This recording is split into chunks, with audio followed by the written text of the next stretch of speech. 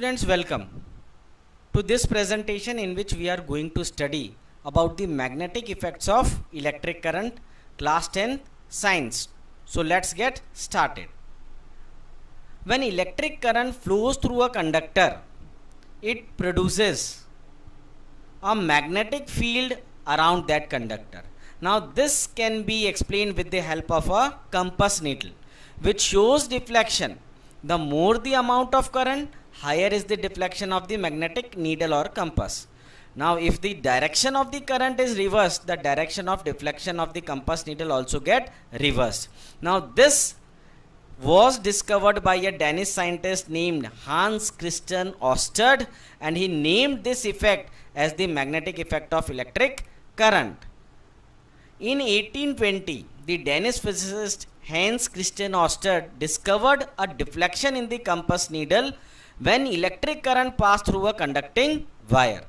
And he conducted experiment and found that when current flows through a conductor, it produces a magnetic field around that conductor. Now this magnetic field deflects the compass needle, and he named this defect as the magnetic effect of electric current.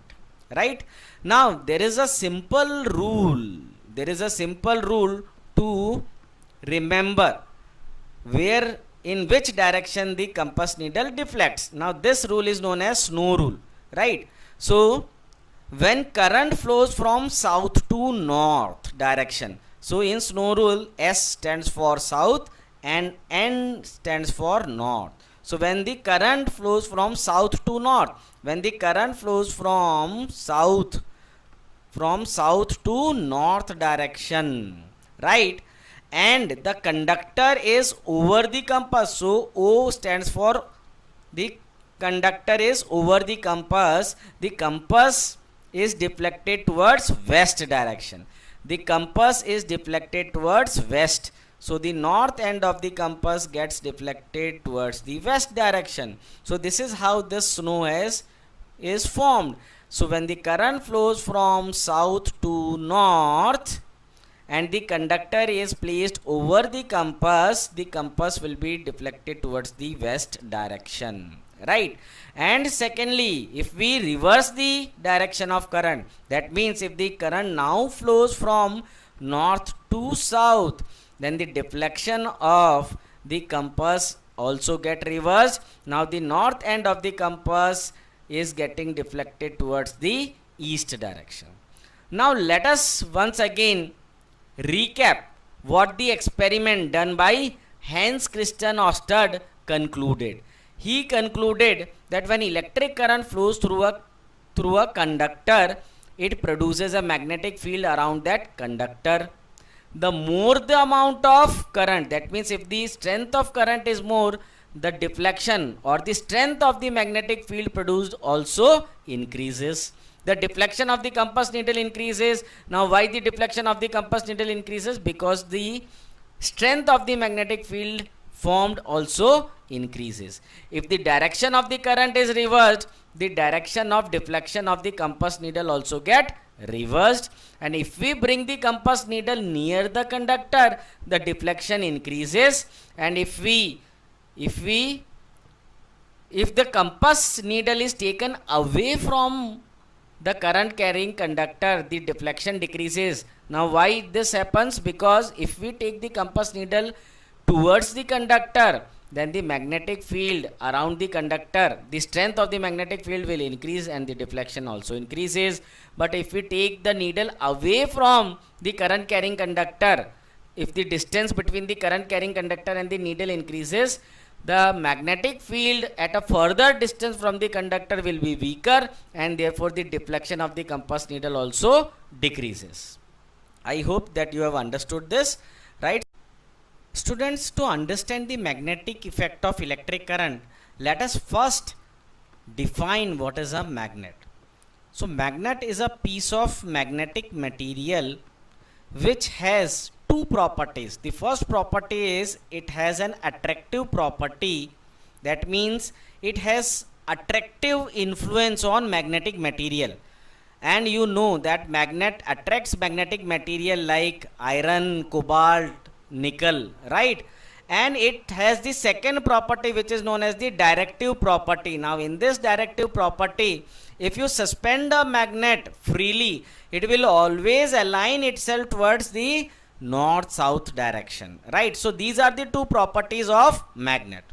Now every magnet has a region around that magnet in which its magnetic influence is felt. Now this particular region is known as its magnetic field. So let us once again look into what is magnetic field. Magnetic field is the area around a magnet in which its magnetic force or influence is felt on magnetic materials. Like once again, what are magnetic materials? Iron, cobalt, nickel. These are the materials on which the magnet affects, right? So magnetic field is a vector quantity. That means it has both magnitude as well as direction. Now magnetic field is composed of imaginary lines which are known as magnetic field lines, right? Now these magnetic field lines represent magnetic field and the direction of the field. It gives the direction of magnetic force, right? So magnetic fields have some characteristic features. Now let us understand about these characteristic features or the properties of magnetic field lines. Magnetic field lines are also known as magnetic lines of force, right? So let us understand the properties of magnetic field lines. Magnetic field lines emerge from the magnetic north pole and they merge into magnetic south pole. Now inside a magnet they travel from south to north pole as parallel lines. Therefore they are closed loops. They are loops, concentric loops, right? Magnetic field lines, they never intersect each other. Why they never intersect each other? Because if they intersect each other at that point, the compass will show to north direction, and which is not possible.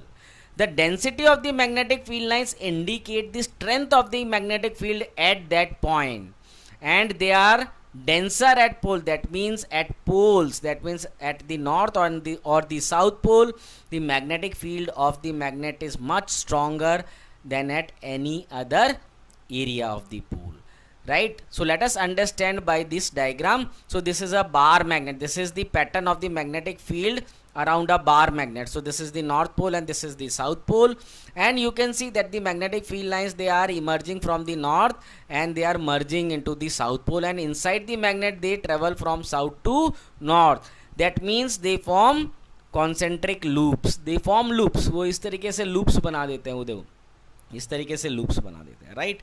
Now you can see that the number of magnetic field lines at the poles is much larger compared to the magnetic field lines in the middle region. Therefore you can say the number of, that means the density of magnetic field lines at the poles is much higher, and it indicates the strength of magnetic field. That means the strength of magnetic field at the poles is much higher compared to the middle portion of the bar magnet, right? So the magnetic field lines, they emerge from north and they merge into the south pole, and therefore the unlike poles attract each other and the like poles, they repel each other. Okay? You can see that they are repelling each other because the magnetic field lines are traveling in the same direction, right? But here you can say, because the magnetic field lines, they go from north to south, so if the unlike poles are near each other, they will attract, but if the like poles are near each other, they will have a repelling influence on each other, right? So you can see now how we can draw a magnetic field lines. Drawing a magnetic field lines is also very easy. What we have to do is, we have to take a compass needle, a bar magnet and a drawing sheet. Place the bar magnet in the middle of the drawing sheet and mark its position with pencil, right, like this. Now what you can do, you can take the compass needle at a point near the north pole of the bar magnet and now point,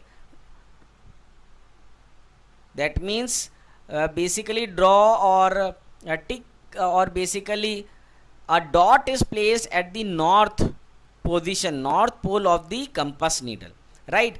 So now at this dot you can now place the south pole of the compass needle and now you can mark the north pole of this compass needle. So if you go on plotting the north pole of the compass in the magnetic field, you will get this type of circular loop, right? And this loop you can mark, then you can make it a continuous line. So this is how you can make a magnetic field line. Now after that, if one of the line or loop is made, then you can once again go to the north pole and you can place at any other point, and then once again another type of or the another magnetic field line you can trace. So you can basically do this activity at your home also, and you can see that these lines will basically go on, the density will go on decreasing, and the distance between each subsequent magnetic field line will go on increasing. That means you can see, if the distance between the two magnetic field lines is more, that means the strength of the magnetic field is decreasing. But if the distance between the magnetic field lines is less, that means the strength of the magnetic field is more, right? So you can see here that this type of loop is formed. The magnetic field lines emerge from the north pole and they merge into the south pole, but inside the magnet they travel from south to north, and therefore they form closed loop like structures, right? And I hope that you have understood this